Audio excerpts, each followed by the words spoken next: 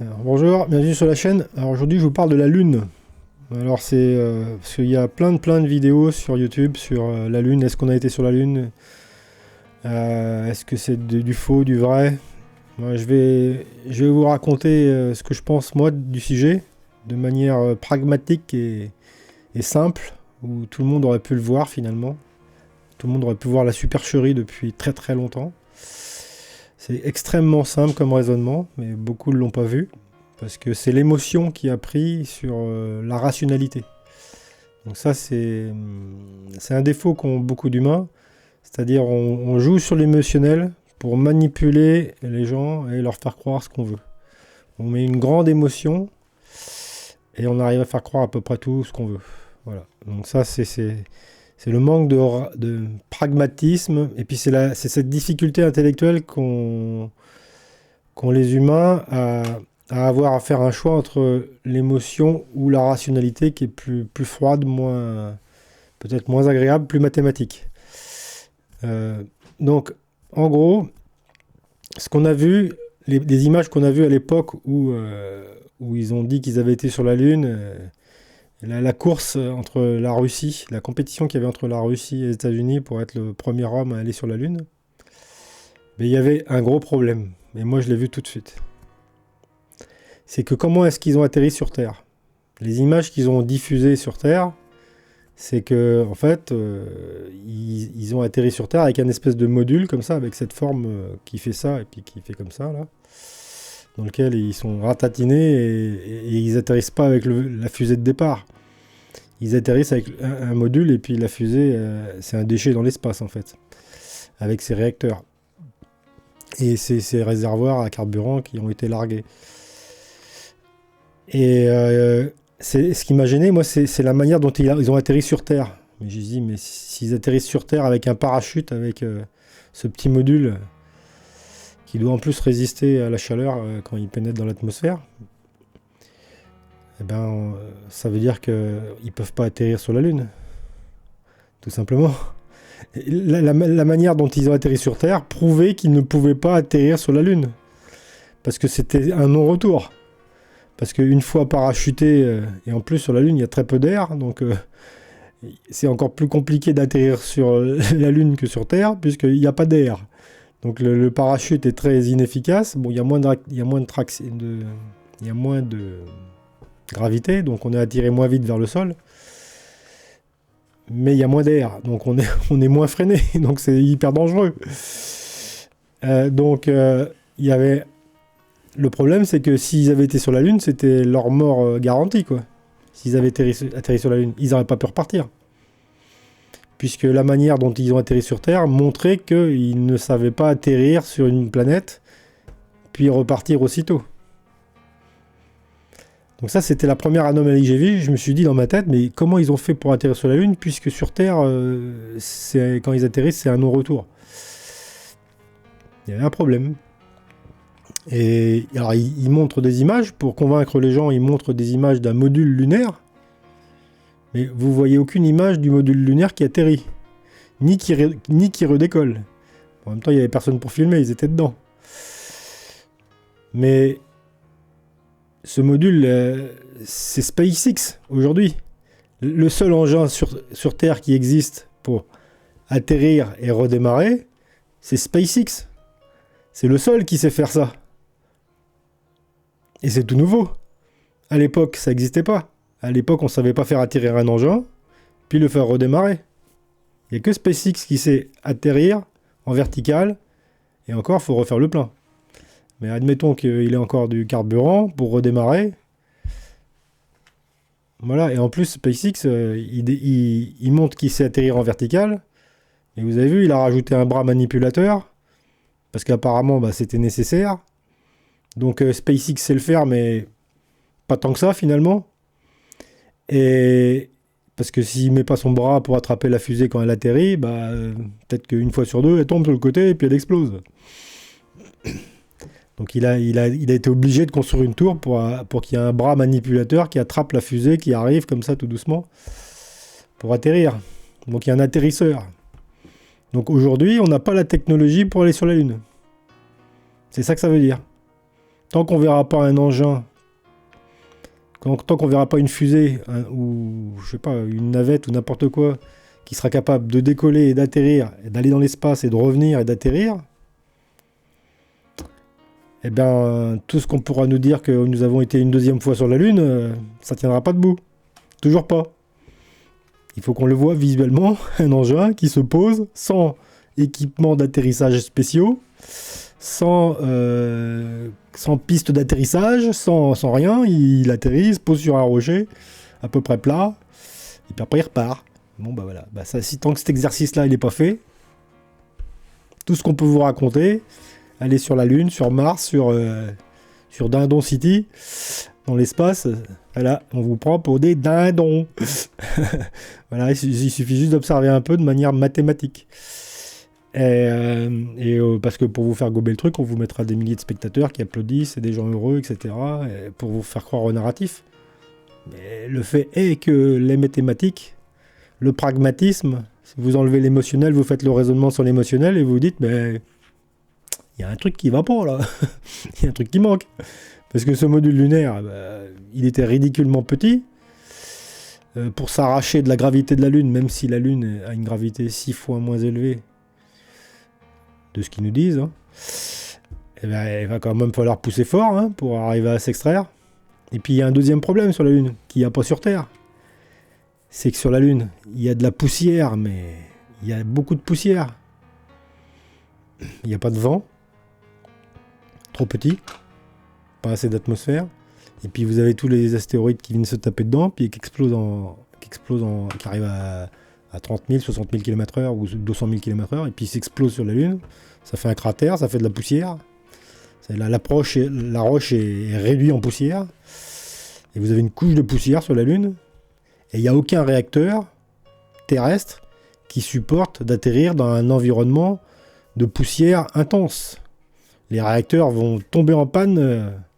Ils vont aspirer de l'air poussiéreux qui va complètement bloquer le réacteur, le mettre en panne très très rapidement.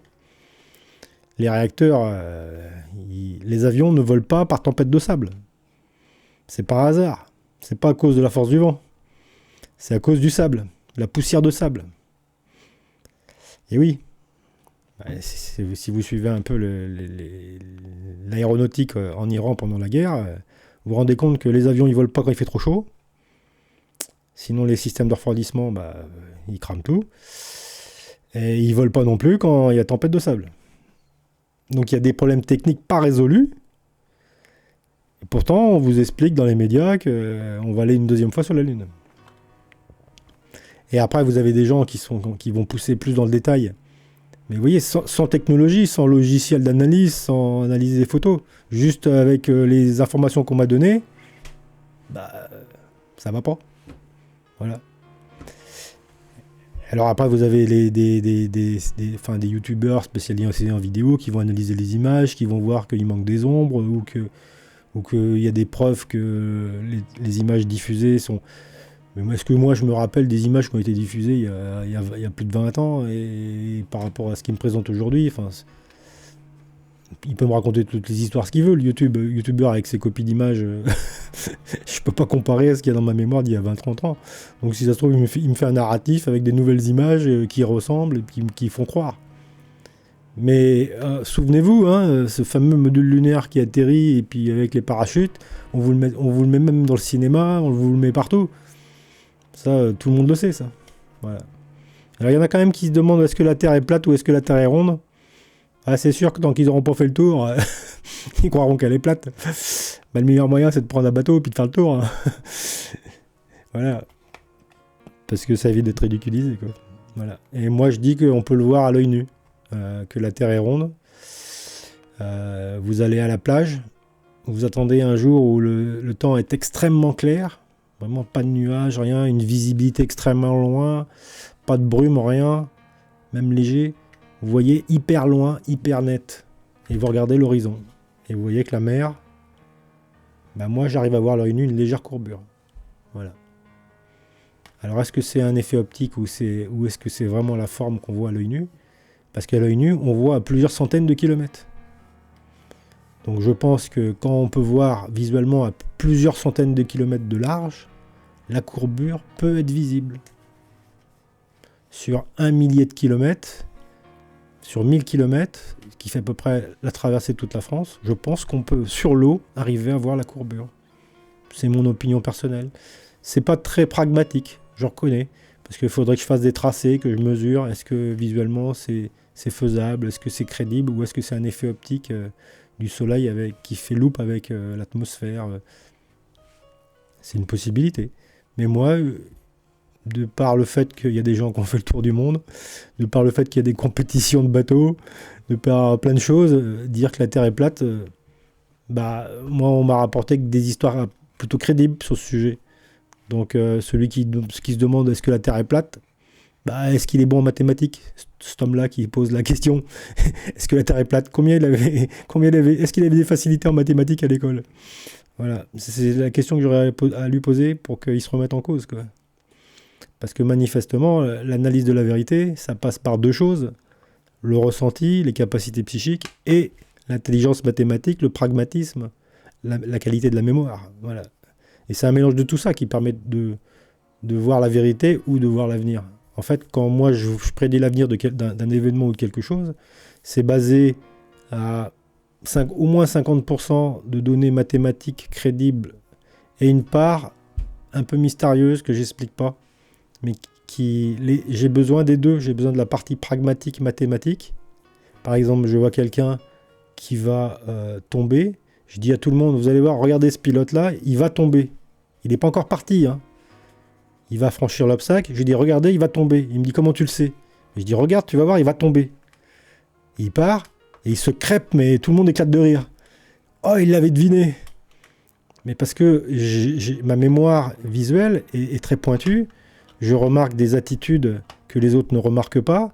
Je vois que dans sa manière de penser, elle est dysfonctionnelle, sa manière de bouger. Et je dis, tiens, ce garçon-là, il a un problème, il va tomber. Un problème psychologique, il a des petits soucis à un moment donné, de l'instant, mais c'est pas forcément des soucis graves. Mais ça le perturbe. Ce qui fait qu'après, quand il part pour faire quelque chose de difficile qui demande de l'équilibre, je sais qu'il va tomber.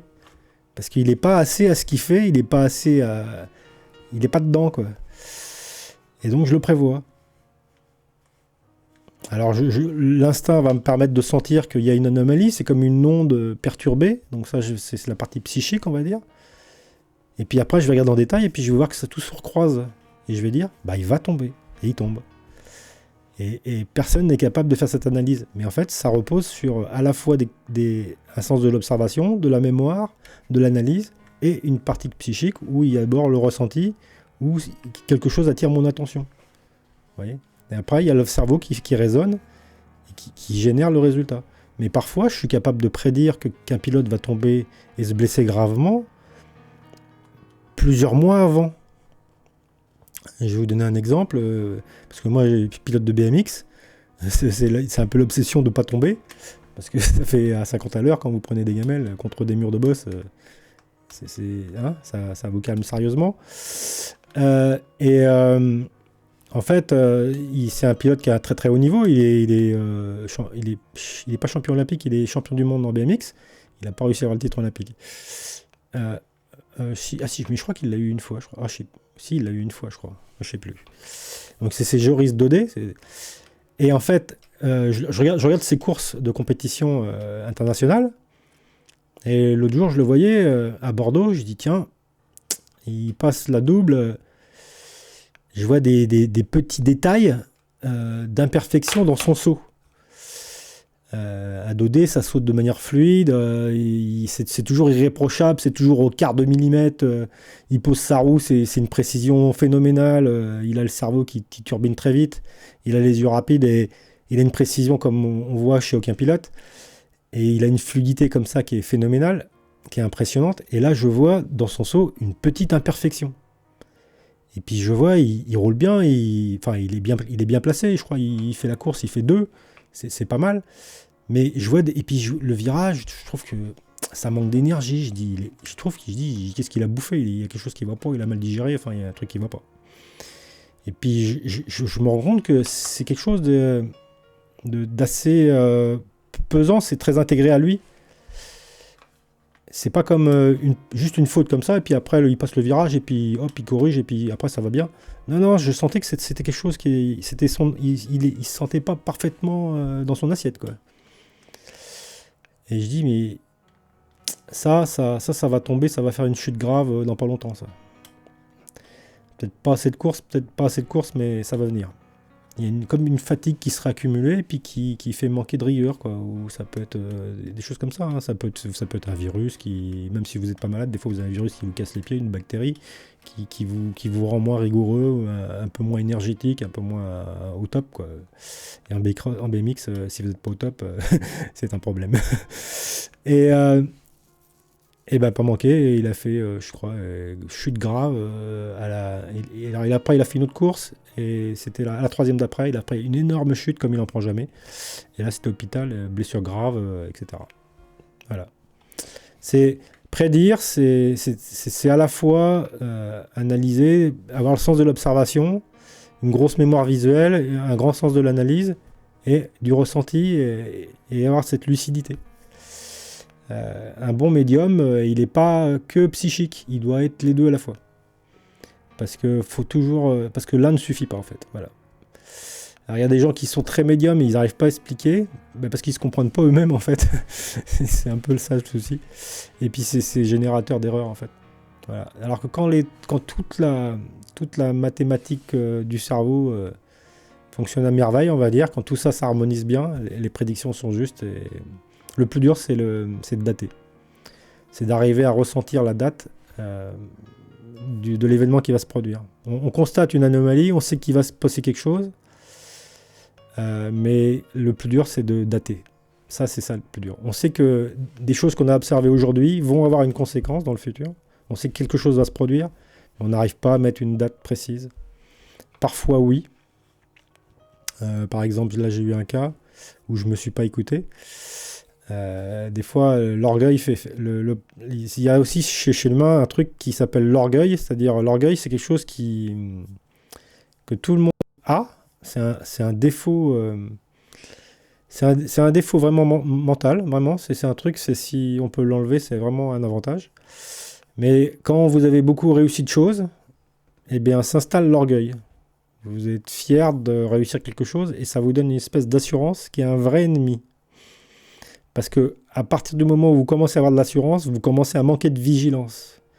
Vous manquez d'attention. Vous êtes plus sur le qui-vive. Vous êtes trop sûr de vous. Et c'est là que les erreurs se produisent. Donc en fait, je pars de chez moi et je reçois la formation.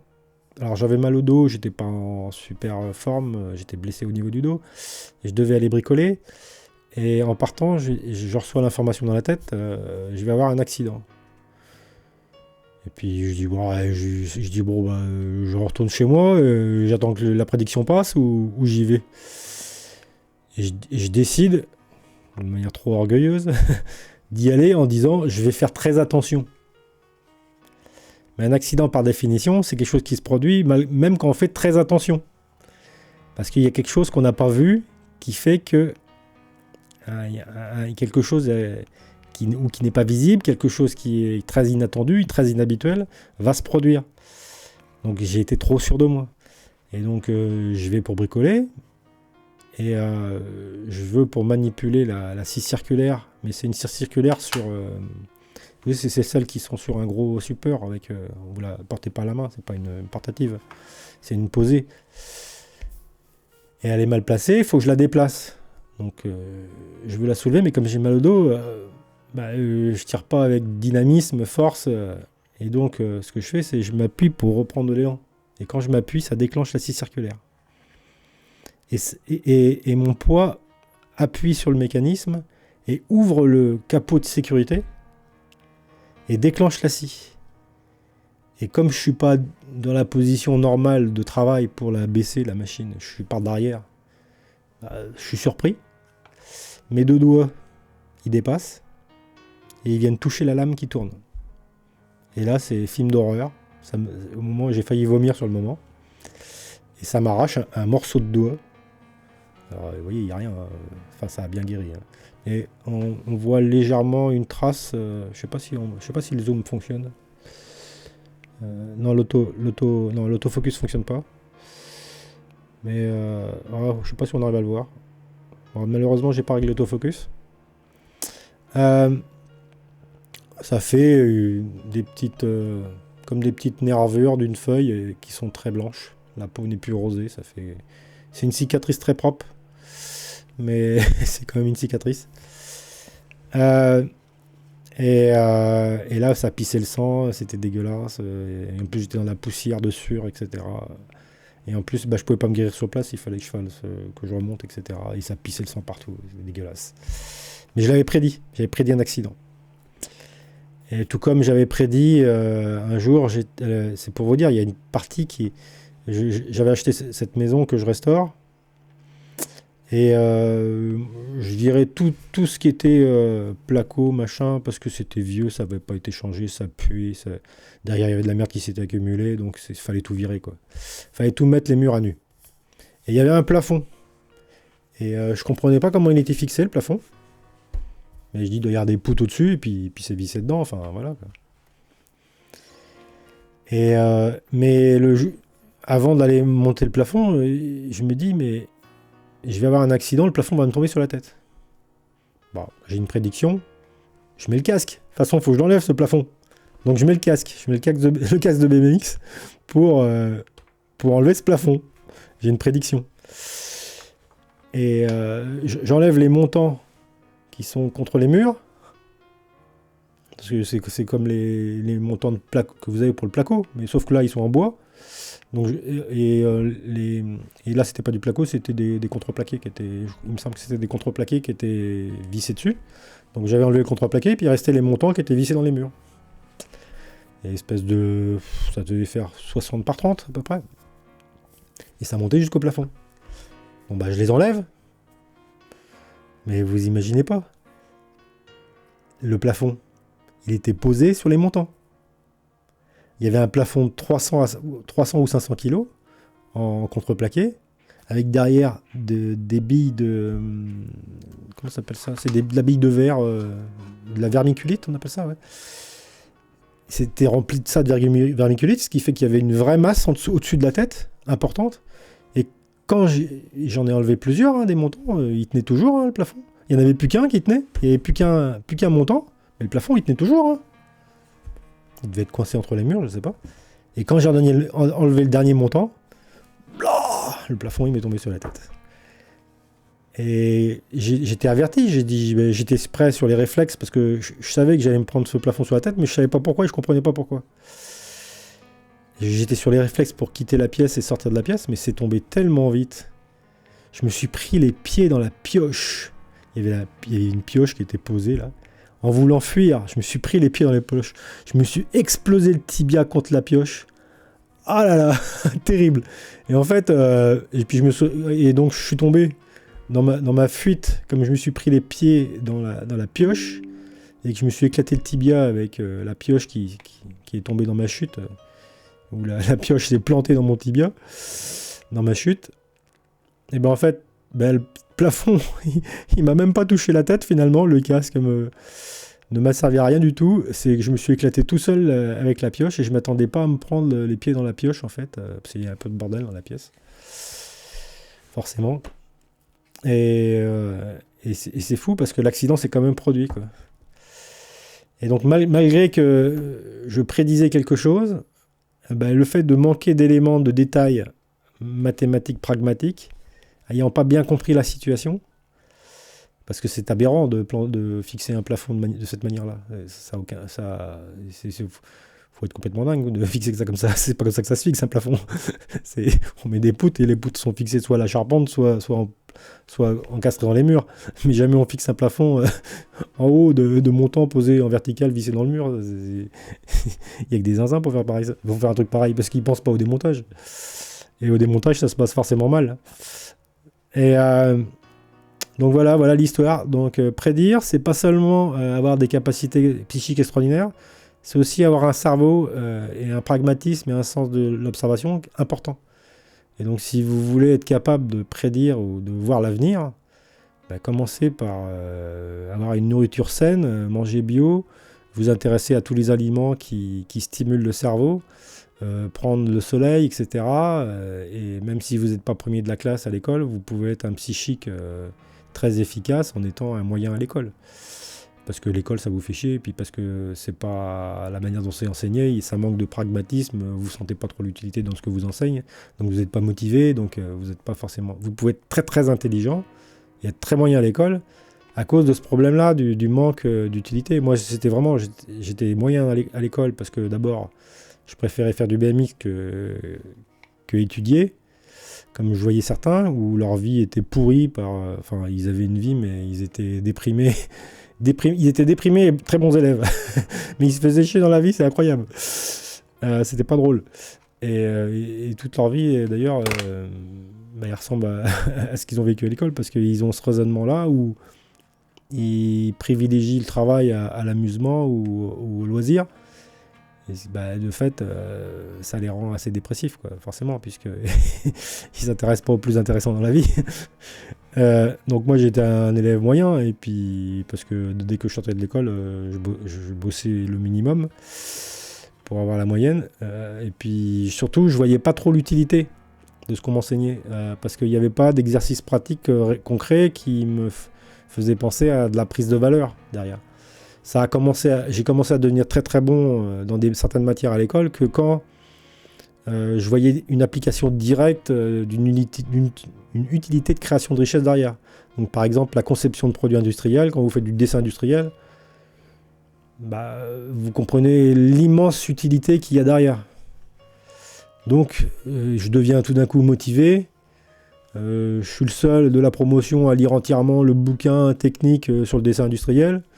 Le jour de l'examen, moi je prends 18, tous les autres, le deuxième il a 12 et les autres ils ont 10 ou en dessous de la moyenne parce qu'ils n'ont pas lu le bouquin. Mais personne ne leur a dit de le lire. Mais moi ça m'intéressait, donc je l'ai lu. Et l'interrogation, elle portait que là-dessus quasiment. Voilà. Et en plus on avait le droit d'emmener le bouquin avec soi. Donc si on avait un petit trou de mémoire, ah ouais je l'ai lu là, je sais plus où dans le bouquin. Et puis il n'y avait qu'à chercher, mais ces interrogations, il faut aller vite. Si vous n'avez pas lu le bouquin, vous n'avez aucune chance d'avoir la bonne note. Donc en fait, le simple fait d'être motivé pour quelque chose, et tout d'un coup, je deviens le premier de la promotion largement devant tout le monde. Donc c'est juste pour dire que vous pouvez être extrêmement intelligent, mais pas très doué à l'école, à cause de ce problème-là, justement, où à l'école, ils ont pas forcément les moyens pédagogiques, ou ils n'ont pas l'intelligence pédagogique, d'arriver à chaque fois qu'ils enseignent quelque chose, de montrer que juste derrière, il y a une application de création de richesse, d'application du quotidien, qui fait que vous sentez que vous devenez utile. Voilà, et que ça porte votre motivation.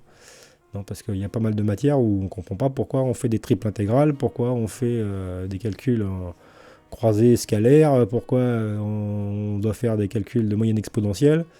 Et puis après, 3 ans après, on vous dit « Ah bah oui, mais les amortisseurs, ça se calcule avec une exponentielle, machin truc. » Bah ouais, mais il fallait l'enseigner en même temps, il fallait nous faire les cours de mathématiques avec juste après l'application des amortisseurs pour les VTT. On aurait tous été extrêmement motivés, extrêmement bons. Mais et la plupart des élèves regardent ça, les raguères, pourquoi qu'ils me disent ça à quoi ça sert? Est-ce que c'est important? Voilà. Donc les mathématiques, tant que je pouvais les retenir par cœur sans travailler, ça allait. Et puis le jour où il a fallu travailler, apprendre par cœur les équations mathématiques, une page d'équations mathématiques en maths à l'école, en études supérieures, j'ai commencé à être largué parce que j'avais pas assez travaillé avant. Donc je connaissais pas tout par cœur. Et je préférais aller faire du vélo. Voilà. Et donc je suis passé de plutôt bon en maths, naturellement, en foutant rien, ou en physique. Parce que voilà, sans bosser ça permettait d'y arriver, puis après à un moment donné il faut bosser, quoi. Mais si on voit pas l'utilité, il n'y a pas la motivation, donc on voit pas si c'est important ou pas. Donc si c'est pas important, il n'y a pas la motivation, on bosse pas, on n'a pas la bonne note, voilà. Et puis il y a des élèves qui ont des bonnes notes parce que eux ils ont pas besoin de voir l'utilité. Ils sont comme des parfaits moutons obéissants, et c'est pas forcément des bons éléments après dans l'entreprise, hein. Des bons élèves à l'école peuvent être des mauvais éléments en entreprise, hein. Parce que quand ils arrivent dans un monde où vraiment où on se met à relier la réalité à leur connaissance, bah, il y a comme un bug qui se crée, je sais pas ce qui se passe. Ils sont intelligents, mais il faut sans cesse fournir un effort en management pour leur dire bah ça, tu le fais coller à ça, et puis tu vas être motivé, et puis tu vas devenir bon. Et ça vient pas naturellement tout seul. Il y en a beaucoup comme ça, je vois des ingénieurs, hein, vraiment, des ingénieurs qui ont cette difficulté de relier, bah ouais, parce qu'on les a séparés de la réalité sans cesse depuis très longtemps. En plus, si ça se trouve, dans leur vie privée, par exemple, bah moi je vous parle des ingénieurs mécaniques, mais si dans leur vie privée, ils n'ont pas d'intérêt à la mécanique, c'est-à-dire s'ils font pas du motocross, du BMX, de la course automobile, bah, l'intérêt à la mécanique, ils l'ont pas. Ça fait pas partie de leur loisir. Donc, là, donc ils font des études, tous les très très bons en mécanique à l'école, quand vous vous intéressez à leur loisir, à chaque fois, vous avez derrière un sport mécanique. Systématiquement. Et le BMX, ça vous paraît pas un sport mécanique, mais si, c'est vachement mécanique, parce que qu'est-ce qu'on a galéré pendant longtemps pour avoir des vélos efficaces qui cassent pas, qui soient réglés correctement, qui font pas un bruit bizarre qui perturbe le pilote. Parce que quand vous risquez votre vie sur un vélo, enfin, vous avez l'impression de risquer votre vie sur un vol de vélo, ou votre santé, hein, à 50 à l'heure sur des bosses compliquées à passer, vous voulez pas que votre pilotage soit perturbé par un bruit bizarre sur le vélo. Parce que je vous dis, il va me lâcher, vous avez une perte de confiance sur la mécanique après. Et ça, c'est gênant sur le pilotage. Donc et sur un BMX, c'est super gênant même. Donc faut pas, votre cerveau, il doit être focalisé sur le pilotage, il faut pas qu'il y ait d'éléments perturbateurs. Parce que la moindre information perturbation, bah, ça peut vous faire louper votre passage, quoi. Dès que vous êtes plus à ce que vous faites, ça part mal. C'est à ce point-là sensible et précis. Et donc en fait, moi j'ai remarqué, tous ceux qui ont une passion mécanique, vous leur faites faire des études et des diplômes en mécanique, vous les retrouvez, ils sont dans le top haut des premiers de la classe, quoi. Du premier au troisième ou au cinquième, et tout de suite, lui il fait du motocross, bah, le dessin industriel, ça coule tout seul. Parce qu'ils ont tellement travaillé la mécanique depuis tout petit, ils ont commencé à 8 ans, à 13 ans, à se demander, putain, qu'est-ce qu'elle a ma moto, pourquoi elle marche pas, et puis on essaie de comprendre les mécanismes et comment c'est fait, etc. On acquiert de l'expérience que les autres n'ont pas. Et on acquiert du pragmatisme, c'est-à-dire qu'au moment où le prof fait des cours, nous, on relie ça à la réalité, et du coup, on est motivé. Alors que celui qui n'a pas de passion mécanique et puis qui fait ingénieur en mécanique, parce qu'il a choisi de faire cette filière, tout simplement, et bien en fait, il a une difficulté à relier ça à la réalité. Il ne va pas voir ce qui est important. C'est ce fameux... Et du coup, voilà. Par exemple, on peut faire ressortir des défauts qu'on a dans les formations ingénieurs, qui sont souvent soulevés par les employeurs. C'est la partie soudage et hydraulique. Bah ouais, parce qu'en hydraulique, ça demande pas mal de moyens financiers, et en soudage aussi. Et donc les universités, en général, elles sont pas équipées de ces deux éléments. Pourtant, ils ont des machines à commande numérique qui sont beaucoup plus chères pour l'usinage. Et bizarrement, ils n'ont pas les postes à souder, parce que ça demande des consommables, le poste à souder, donc c'est assez cher. Il faut du gaz aussi, donc il y a un coût de fonctionnement. Et l'hydraulique, c'est plutôt dégueulasse. C'est de l'huile, c'est aussi du danger parce que vous avez de la haute pression. Ça peut monter à 200-300 bars, donc il ne faut pas faire n'importe quoi. Donc il y a à la fois les soucis de sécurité, pour le soudage aussi, il peut y avoir les soucis de sécurité. Et donc ces paramètres-là font que dans l'enseignement, ils ont souvent choisi de ne pas en avoir. Alors je ne dis pas que toutes les universités ne sont pas équipées, c'est pas vrai, mais on en voit, moi en tout cas, dans celle où je travaillais, ils avaient supprimé les postes de soudés qu'ils avaient à l'époque, quand j'ai passé le diplôme. Et donc j'ai découvert, après quand je me suis mis à souder, j'ai compris pourquoi. Parce que vu le prix du gaz et vu le prix des consommables, et puis vu que c'est sale, etc., c'est pas vendeur. C'est pas... On a tendance un peu à faire du beau pour les étudiants. On les met un peu dans un cocon. Les ateliers de mécanique d'usinage, c'est tout propre, nickel, le sol est peint, les machines sont toutes neuves, elles sont nettoyées, elles sont astiquées, ça brille de partout. Alors qu'un vrai atelier de soudage ou d'hydraulique, c'est dégueulasse, c'est noir, parce que l'huile, elle a toujours coulé par-ci, par-là. Donc c'est moins glamour, donc c'est pas vendeur en université. Quand les élèves quand il y a des portes ouvertes, tout ça, vous faites visiter un truc dégueulasse, machin, et puis vous avez plus d'élèves pour passer le diplôme. Donc il y a eu une espèce de tendance, à la fois pour les raisons de budget, et puis pour les raisons c'est beau, parce que le budget on comprenait pas, parce que si c'était que budget, pourquoi ils ont des commandes numériques extrêmement chères à 1 million d'euros, etc. Alors que le poste à souder, c'est pas 1 million d'euros, un poste à souder c'est beaucoup beaucoup moins cher. Par contre, le coût de fonctionnement du poste à souder, lui, il va être plus important. En plus, il y aura des pannes, parce que ça vieillit plus qu'une commande numérique.